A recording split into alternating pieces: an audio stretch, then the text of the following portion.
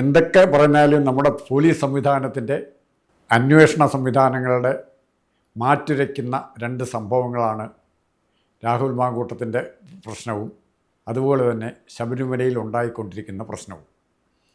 ഇവിടെ രാഹുൽ മാങ്കൂട്ടത്തെ വേട്ടയാടി പിടിക്കാൻ നോക്കുന്നവർ രാഹുൽ മാങ്കൂട്ടം ചെയ്ത തെറ്റെന്താണെന്ന് ജനങ്ങൾക്ക് മനസ്സിലാകത്തക്ക രീതിയിൽ എപ്പോൾ എവിടെ വെച്ച് എങ്ങനെ ചെയ്തു എന്നുള്ളത് മനസ്സിലാക്കാൻ പറ്റുന്ന രീതിയിൽ ഇതുവരെ ആരും പറഞ്ഞിട്ടില്ല. മറിച്ച് ആലോചിക്കുമ്പോൾ മുൻ ദേവസ്വം മന്ത്രിയൊക്കെ ആയിരുന്ന കടകംപള്ളി സുരേന്ദ്രനെക്കുറിച്ച് പലതരത്തിലുള്ള റിയൽ എസ്റ്റേറ്റ് ഉൾപ്പെടെയുള്ള പല ആരോപണങ്ങളും പല കാലഘട്ടത്തിലായി വന്നിട്ടുണ്ട്. പിന്നീട് ഏറ്റവും പ്രധാനപ്പെട്ടത് സ്വപ്ന സുരേഷ് എന്ന സ്ത്രീയെ കടകംപള്ളിയെക്കുറിച്ച് വളരെ നടത്തിയ ഗുരുതരമായ വെളിപ്പെടുത്തലുണ്ട്. Kadakampally Surendran sir, very dirty, pathetic, frustrated and very manipulative gentleman who doesn't deserve to be a minister, who doesn't deserve to be an MLA if at all these are political positions. ഒരു സാധാരണ വീട്ടമ്മ അല്ലെങ്കിൽ ഒരു സാധാരണ സ്ത്രീയുടെ സ്ഥാനത്ത് നിന്നുകൊണ്ട് ഞാൻ പറയാണ്, ഒരു കാരണവശാലും വീട്ടിൽ കയറ്റാൻ കൊള്ളാത്ത ഒരു character. He sense sexual messages. ഇങ്ങനെ ഒരു MLA ആകാൻ കൊള്ളിയല, മന്ത്രിയാകാൻ കൊള്ളിയല, ഒരു പഞ്ചായത്ത് മെമ്പറാകാനും കൊള്ളിയല എന്ന് പറഞ്ഞ് നിർത്തിയിട്ട് അവർ പറയുന്നത് ഇങ്ങനെ സ്ത്രീകളുള്ള വീട്ടിൽ പ്രവേശിപ്പിക്കാൻ പോലും പറ്റാത്ത ആളാണ് കടകംപള്ളി സുരേന്ദ്രൻ എന്നാണ് പറയുന്നത്. ഇപ്പോൾ കടകംപള്ളി സുരേന്ദ്രനെ ചേർത്ത് നിർത്തിക്കൊണ്ട്, അല്ലെങ്കിൽ മുകേഷിനെ ചേർത്ത് നിർത്തിക്കൊണ്ട്, ഗണേശനെ ചേർത്ത് നിർത്തിക്കൊണ്ട്, പി ശശിയെ ചേർത്ത് നിർത്തിക്കൊണ്ട്, PK ശശിയെ ചേർത്ത് നിർത്തിക്കൊണ്ട്, എന്തിന് MAB തോമസ് ഐസക്കിനെ വരെ ചേർത്ത് നിർത്തിക്കൊണ്ട് നിങ്ങൾക്ക് എങ്ങനെ രാഹുൽ മാങ്കൂട്ടത്തിനെതിരായി നടപടിയെടുക്കാൻ പോകും? രാഹുൽ മാങ്കൂട്ടം വിജയിക്കുന്നത് പലരുടെയും പ്രതീക്ഷകൾക്ക് വിരുദ്ധമായി. രാഹുൽ മാങ്കൂട്ടം വിജയിച്ചു വരുന്നത് ഈ സമീപനം ഇടതുപക്ഷ ഗവൺമെൻറ് സ്വീകരിക്കുന്നതുകൊണ്ടാണ്.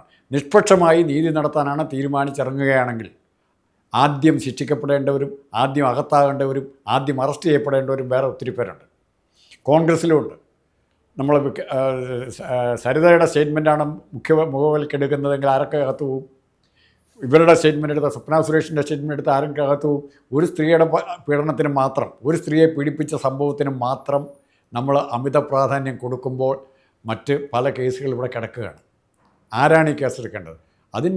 പിണറായി വിജയൻ ഈ രംഗത്തേക്ക് വരുന്നത്, പിണറായി വിജയനെ ഒരു കുറ്റബോധത്തിൻ്റെ മുമ്പിൽ നിൽക്കേണ്ടി വരുന്നത് ഇത്തരം കാര്യങ്ങളിൽ കാണിക്കുന്ന ചില സന്ദർഭങ്ങളിൽ കാണിക്കുന്ന ചില വിട്ടുവീഴ്ചകളാണ്. വിട്ടുവീഴ്ചകൾ ഇദ്ദേഹത്തിന് ചെയ്യാൻ കാരണമായിരുന്നത് പാർട്ടിയിൽ നിന്നുള്ള സമ്മർദ്ദമാകാം, അല്ലെങ്കിൽ ഇദ്ദേഹത്തിൻ്റെ ഏറ്റവും അടുത്ത അനുയായികളായിരിക്കാം. ഇപ്പോൾ പലപ്പോഴും കാണുന്നുണ്ട്, ഇന്നലെ പോയ പെൺകുട്ടി ഒരു പ്രാവശ്യം പരാതി കൊടുക്കാൻ, സത്യമല്ല, ഫേക്ക് വീഡിയോ ആണെന്ന് തോന്നുന്നു, എന്നാൽ പോലും അതിലൊരു അർത്ഥമുണ്ട് ആ വീഡിയോയ്ക്ക്.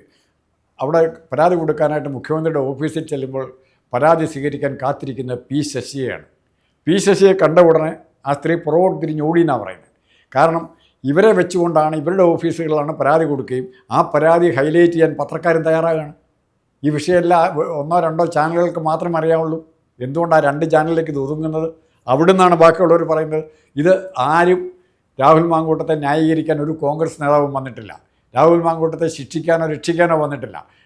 പാർട്ടിക്ക് കൊടുക്കാവുന്ന പണിഷ്മെൻറ്റ് കൊടുത്തിട്ട് ഇതാ നിങ്ങൾ പോലീസ് അല്ലെങ്കിൽ ക്രൈംബ്രാഞ്ച് അല്ലെങ്കിൽ ഏതെങ്കിലും ഏജൻസി അന്വേഷിച്ച് കുറ്റക്കാരനാണ് ശിക്ഷിക്കുന്നേ പറഞ്ഞുള്ളൂ.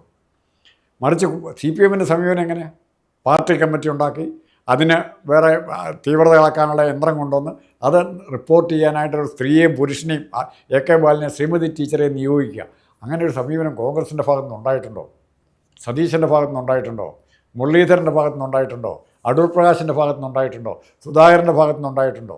ഇത് ഇല്ലാതെ രാഹുൽ മാങ്കൂട്ടം ഏതെങ്കിലും സ്ത്രീകളുമായി ബന്ധപ്പെട്ടതിൻ്റെ പേരിൽ ഇത് നടന്നിട്ടുണ്ടെങ്കിൽ തീർച്ചയായിട്ടും അതിലേറ്റവും ഗുരുതരമായിട്ട് ആരോപിക്കപ്പെടുന്നത് തന്നെ ഭാരതീയ ന്യായ സംഹിത പ്രകാരം കുറ്റവാളിയാണെന്ന് വാദിക്കുന്നവരുണ്ട്. നമ്മുടെ അരുൺകുമാറിനെ പോലെ ചാനൽ ചർച്ചയിൽ വന്നിട്ട്. പക്ഷെ അവിടെ മനസ്സിലാകാത്തൊരു കാര്യം, രാഹുൽ മാങ്കൂട്ടം ഇങ്ങനത്തെ ഒരു തെറ്റ് ചെയ്തിട്ടുണ്ടെങ്കിൽ ഉറപ്പായിട്ടും അന്വേഷിക്കണം, കണ്ടുപിടിക്കണം, ശിക്ഷിക്കണം, അതിൽ തർക്കമില്ല.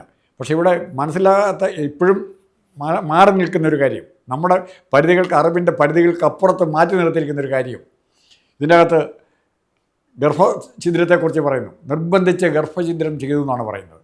അത് ചെയ്യാനൊരു സ്ഥലം വേണം, വീട്ടിലായിരിക്കുകയല്ല ചെയ്തിരിക്കുന്നത്, ഒരു ഡോക്ടർ വേണം, ഒരു ഹോസ്പിറ്റൽ വേണം. മാത്രമല്ല അത് ഇവരുടെ രണ്ടുപേരുടെയും സമ്മതം ഏതെങ്കിലും ഒരു ഹോസ്പിറ്റലിൽ ഏതെങ്കിലും ഒരു ഡോക്ടർ രാഹുൽ മാങ്കൂട്ടത്തെയും സ്ത്രീയെയും ഒരുമിച്ചിരുത്തി ഇവരുടെ സമ്മതം മേടിക്കാതെ ഇത് ചെയ്യുമോ? അല്ലെങ്കിൽ ആ സ്ത്രീയുടെ സമ്മതം അനിവാര്യമായിട്ട് മേടിച്ചിരിക്കും. അത് ഈ സ്ത്രീ കൊടുത്തിട്ടുണ്ടോ? ഗർഭചിത്രം ചെയ്യാനുള്ള അനുവാദം പിന്നെ രാഹുലിനെ പേടിച്ചിട്ടാന്ന് പറയാം, അത് തെളിയിക്കപ്പെടേണ്ട കാര്യം. ഗർഭചിത്രം നടത്തണമെങ്കിൽ ഒരു ഡോക്ടർ ചെന്ന് കഴിഞ്ഞാൽ ചെയ്യല. ആരോഗ്യപരമായ പരിശോധനകൾ നോക്കും, മറ്റങ്ങനെ അനേകം പരിശോധനകൾ നോക്കിയിട്ട് മാത്രമേ ഇത് ചെയ്യുള്ളൂ. പക്ഷേ ഇവിടെ ഇപ്പോൾ രാഹുൽ ഗാന്ധിയെ ഒരേരയായിട്ട് കിട്ടിയിരിക്കുകയാണ്. രാഹുൽ ഗാന്ധി കാരണം ഉണ്ടായ സ്ത്രീയുടെ ഇരയെക്കുറിച്ച് പറയുന്നില്ല. രാഹുൽ മാങ്കൂട്ടത്തെ തന്നെ ഒരേരയായിട്ട് കിട്ടിയിരിക്കുകയാണ്. അതുകൊണ്ടാണ് അതിൻ്റെ പുറകെ വീണ്ടും പോകുന്നത്. കുറേ അപകർഷതാബോധം വായിച്ച കോൺഗ്രസ്സുകാർക്കും ഇത് തോന്നലുണ്ടാവും. രാഹുൽ മാങ്കൂട്ടം മാറി നിന്നാൽ രാഹുൽ മാങ്കൂട്ടത്തോളം ജനങ്ങളെ ഇളക്കാൻ പറ്റുന്ന ആരുമില്ല. പക്ഷേ രാഹുൽ മാങ്കൂട്ടത്തിൻ്റെ വീഴ്ചകൾ എവിടെയാണെന്ന് ഞാൻ മനസ്സിലാക്കുന്നത്, ഞാൻ നിരീക്ഷിക്കുന്നത്, രാഹുൽ മാങ്കൂട്ടത്തിൻ്റെ ഭാഷ സ്വല്പം ധാർഷ്ട്യത്തിൻ്റേതാണ്, അഹങ്കാരത്തിൻ്റേതാണ്. അതാണ് പിണറായി വിജയനെ പോലും ഈ രീതിയിൽ നിലയിലേക്ക് പതനത്തിലേക്ക് എത്തിച്ച ഭാഷയാണ്. മാന്യമായി പറയാവുന്ന പല ഭാഷകളും ഇപ്പോൾ നയനാരുടെ ഭാഗത്തു നിന്നുണ്ടായിട്ടുണ്ടോ അത്തരം ഭാഷ? അച്യുതാനന്ദൻ്റെ ഭാഗത്ത് കുറേയൊക്കെ ഉണ്ടായിട്ടുണ്ട്. AK ആൻ്റണിയുടെ ഭാഗത്തു നിന്ന്, കരുണാകരൻ്റെ ഭാഗത്തു നിന്ന്, ഉമ്മൻചാണ്ടി, ഒരു CPM നേതാവിൻ്റെ ഭാഗത്തുനിന്ന് പോലും അച്യുതമേനോൻ്റെയോ PK വാസുദേവൻ്റെ ആരുടെ വായിൽ നിന്ന് പോലും ഇങ്ങനത്തെ ഭാഷ വന്നിട്ടില്ല. പക്ഷേ ആദ്യത്തെ രാഹുൽ മാങ്കൂട്ടത്തിൻ്റെ പ്രതികരണം, ഹൂ കെയേഴ്സ്, ഒരു ആരോപണം ഉന്നയിക്കുമ്പോൾ അതിലെന്തെങ്കിലും സത്യമുണ്ടെന്ന് രാഹുൽ മാങ്കൂട്ടത്തിന് അറിയാമായിരുന്നെങ്കിൽ ആ പ്രതികരണം ഒരിക്കലും പാടില്ലായിരുന്നു. Who cares, I do care എന്നാണ് ജിൻഡോ ജോൺ ഫേസ്ബുക്കിൽ കുറിച്ചത്. ഇത് കെയർ ചെയ്യുന്ന ഒത്തിരി പേരുണ്ട് മാങ്കൂട്ടം. ഒരു പൊതുപ്രവർത്തകനാണെങ്കിൽ നിങ്ങൾ സമൂഹത്തോട് പാലിക്കേണ്ട ഒത്തിരി കാര്യങ്ങളുണ്ട്. അത്തരം കാര്യങ്ങൾ പാലിക്കാൻ നിങ്ങൾ ബാധ്യസ്ഥരാണ്. ഇനിയെങ്കിലും നിങ്ങളുടെ ഭാഷ ആദ്യം നിങ്ങൾ തിരുത്തേണ്ടി വരും. വിനയത്തോടെ സംസാരിക്കാൻ പഠിക്കുക. നിങ്ങൾ കുറ്റവാളിയാണെങ്കിലും അല്ലെങ്കിലും ഇല്ലെങ്കിലും സമൂഹത്തോട് ഇടപെടുന്ന, സമൂഹത്തോട് സംവദിക്കുമ്പോൾ ഉപയോഗിക്കേണ്ട ഭാഷ മാന്യതയുടെ ഭാഷ വേണം. ധിക്കാരത്തിൻ്റെ ഭാഷ കൊണ്ട് അധികം നാൾ മുമ്പോട്ട് പോകാൻ പറ്റില്ല. പക്ഷേ രാഹുൽ മാങ്കൂട്ടം അത് പലപ്പോഴും മറന്നു പോയിട്ടുണ്ടോ എന്ന് സംശയമുണ്ട്. ആ ഒരു തർക്കം ഒഴിവാക്കിയാൽ രാഹുൽ മാങ്കൂട്ടത്തെ ശിക്ഷിക്കുന്നത് വരെ കോൺഗ്രസ്സുകാർക്ക് നിശബ്ദരായിട്ടിരിക്കാം. അടുത്ത ശിക്ഷ ഉണ്ടായിക്കഴിഞ്ഞാൽ അടുത്ത നടപടിയെടുക്കാം.